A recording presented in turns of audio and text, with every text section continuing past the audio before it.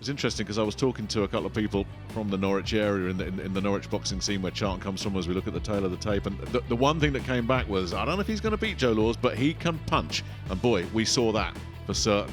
But we also know Florian Marku can punch as well. Naturally the bigger man, couple pounds weight advantage on the scales yesterday. I mean, it's only been 30 seconds, but he's come out with a little bit more spite in this round, Mark, who was jabs are nice and crisp and sharp. Oh, one of those right hands, and again Marku says, yeah, that doesn't bother me one little bit. A lot of mind games going on, and lovely jolting straight left hand from Marku. Charlton took it well. Really nice pace to this, and again, really good work with that lead hand from Marku. Charlton's got to find a way of dealing with this. They're doubling up, tripling up. It's going to keep coming at him until he starts fending them off. You know how explosive a puncher he can be when he put a huge hole through the very flamboyant Joe Laws. Went into that fight undefeated and believing his own height. Well, Charlton blew that hype away. Missed badly there with the right hook. Marku. Yeah, good tempo though being set by Charlton.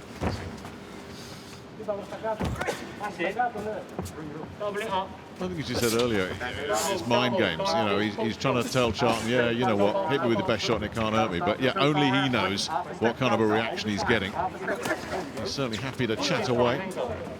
I do like, and I said this earlier, guys, oh, that was a lovely combination from Marku. Oh, followed up with a very heavy left hand as well. Good little spell from Florian Marku this. As you can see, he's stepping in and out and round from orthodox to southpaw, and he's coming back in with shots and landing. That uppercut is a great shot. It really is. Yeah, didn't seem to be much behind those punches, but they're scoring punches, mixing the uppercut in there as well. I was going to say just before that lovely combination landed from Florian Marku, I like the tempo and the pace that Rylan Charlton is setting here. You get the feeling, yeah, you always want to establish your tempo, don't you, in a fight? And Charlton, I think, wants it at this kind of pace. Marku's seemingly happy to go with him at the moment, but how are they both going to be looking come round 7, round 8, round 9? Sit there. Good. Now back him up with a jab itself. Don't wait. There it goes again. Touches your uppercut. Interesting fight, though, isn't it? The quantity, the volume is coming from Charlton. The quality is coming from Marku.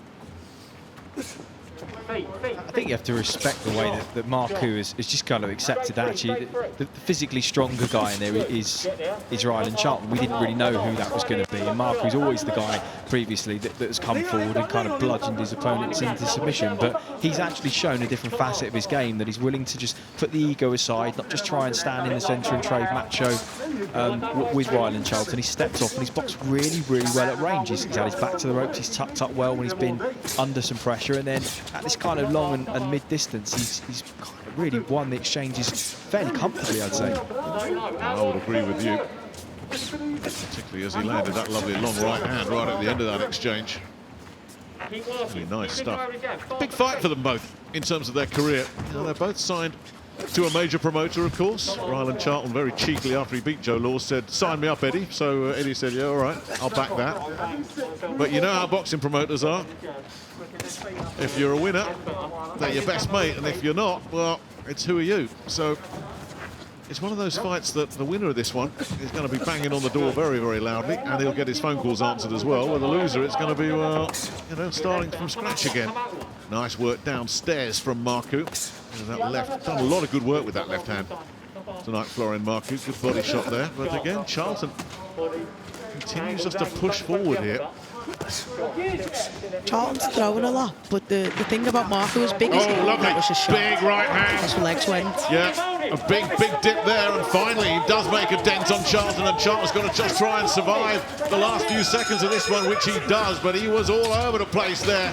That combination finished by that big right hand, and that's the breakthrough that we've been waiting for in this fight, and it's gone to Florian Marku.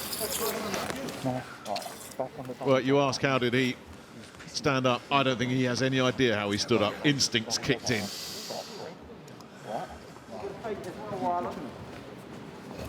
Oh, What a shot. like that. Charlton takes another beauty. He really is dishing out the flash here, Florian Marku. Really enjoying himself. Just threatening the right hand there. I think ultimately Charlton is just looking a little bit one-dimensional here. Very physical, of course, we know that. Can clearly take a shot well. He's taken some real bombs, but he is kind of marching forwards, and the game plan is fairly route one. There's not really a great change of tempo or pace or game plan here. And he's marking up badly around that right eye as well, Charlton. Yeah, you're right, Chris. Nothing has changed. But this is the game plan. Let's stick with it. Interesting to see if Charlton did just say step back, draw his man on, see if he could counterpunch him. But not a sniff of that. Oh, we got through there. Wow, there's a sudden turnaround. Marku hits the deck. That's the power that Rylan Charlton brings. It's kitchen sink time for Rylan Charlton, Nick. He's way behind in this fight. He can't probably win this on points. It's his time to step on it. He may not get another window of opportunity. He has to take it. And he's still chatting away there, Marku. Well, he's had his man on the deck. Well, when you're a big puncher, you've always got a chance. And Rylan Charlton has given himself every chance of getting right back into this. Just under a minute to go in the sixth. And Marku trying to stay out of harm's way here. Yeah, you can hear the corner, Frank Sictornes there saying he got hurt by the body shot, and he did. Well, he's really tucking up and covering up here. That's knocked some of the smugness out of Florian Marku, hasn't it? Came out of nothing as well. Good response there from Marku. Just as we were all saying, yeah, he's boxing it, and maybe there should be a plan B from Rylan Charlton, and Rylan Charlton just shut us all up, said, forget plan B, this is going to work. Well, he certainly made a big dent there.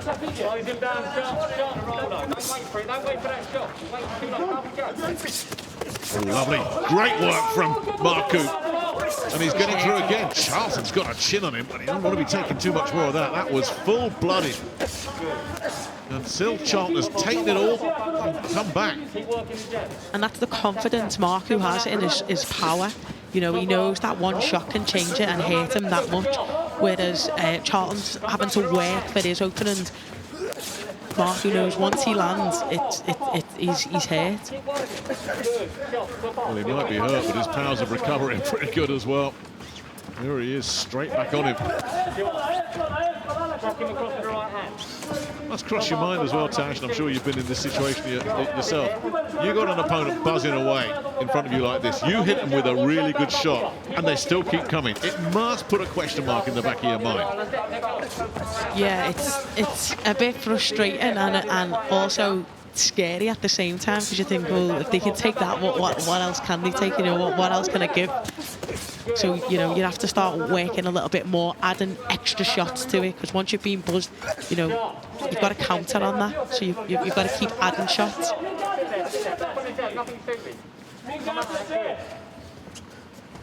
Yeah, you have to respect the work rate of these two, given that they've not done this distance before. It's been high-paced, high-energy stuff, and they're maintaining that output.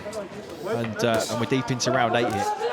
So there was a left hook to the body from Marku a few moments ago that certainly seemed to catch Charlton. I'm not sure Marku was aware of it, because he hasn't followed up with any body work. I mean, Charlton for a second there wasn't even looking where he was throwing. He was just throwing, and I think he has hit him. Charlton's in trouble. Charlton's in trouble. Yeah, he's been stopped.